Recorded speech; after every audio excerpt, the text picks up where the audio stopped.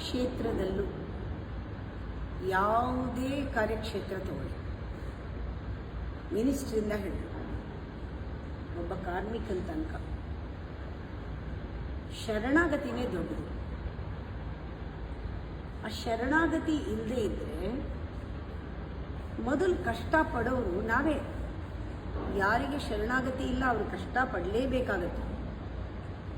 ನಾನು ನನ್ನದು ಅನ್ನೋದು ಬಿಟ್ಟಾಗ ಮಾತ್ರನೇ ನಮಗೆ ಆ ಮೇಲಿಂದ ಬ್ಲೆಸ್ಸಿಂಗ್ಸ್ ಬರೋದು. ಶರಣಾಗಿದ್ರೇ ಬ್ಲೆಸ್ಸಿಂಗ್ಸ್ ಬರೋದು. ನಾವು ಎಲ್ಲ ಪಾಪಗಳನ್ನು ಒಪ್ಪಿಸ್ಬಿಡ್ಬೇಕು ಅವನಿಗೆ.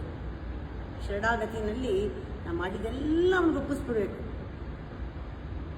ಇದು ಅವನಿಚ್ಛೆನೂ ಹೌದು, ನಿಮ್ಮಿಚ್ಛೆನೂ ಅದಾಗಿರ್ಬೇಕು. ಪರಮಾತ್ಮ ಎಕ್ಸ್ಪೆಕ್ಟ್ ಮಾಡೋದು ಅದನ್ನೇ. ಎಲ್ಲವನ್ನೂ ಶರಣಾಗ್ಬಿಡು ಎಲ್ಲದಕ್ಕೂ ಅಂತಾನೆ ಅರ್ಜುನನಿಗೆ ಹೇಳಿರೋದು. ಪೂರ್ತಿ ನನಗೆ ಶರಣಾಗ್ಬಿಡು.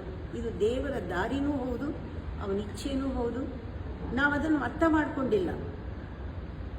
ನಾವು ಬಂದಿರೋದೇ ಅದಕ್ಕಾಗಿ, ನಾವು ಬಂದಿರೋದೇ ಶರಣಾಗಿ ಅವನನ್ನು ಪಡೆಯೋದಕ್ಕಾಗಿ. ಅದಕ್ಕೆ ಪರಮಾತ್ಮ ಅಂದ ತಕ್ಷಣ ನಮ್ಮದು ಫೈನರ್ ವರ್ಷನ್ ಏನು, ಹೇಗಿರ್ಬೇಕು ನಾವು? ಒಬೀಡಿಯೆಂಟ್ ಆಗಿದ್ದು. ಒಬೀಡಿಯೆಂಟ್ ಆಗಿ ಇದ್ದಾಗ ದೇವರಿಗೆ ಅರ್ಥ ಆಗುತ್ತೆ. ನಮ್ಮ ದಾರಿ ಅವನಿಗೆ ಅರ್ಥ ಆಗುತ್ತೆ.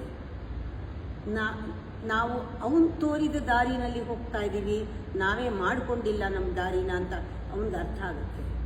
ಖಂಡಿತವಾಗ್ಲೂ ಅವನನ್ನು ನಂಬಿ ನಾವು ಹೋಗೋದಿದೆಯಲ್ಲ, ಅವನು ತೋರಿಸಿದ ದಾರಿನಲ್ಲಿ, ಇದಕ್ಕಿಂತ ದೊಡ್ಡ ನಂಬಿಕೆ ದೇವರ ಮೇಲೆ ಬೇರೆ ಇಲ್ಲ.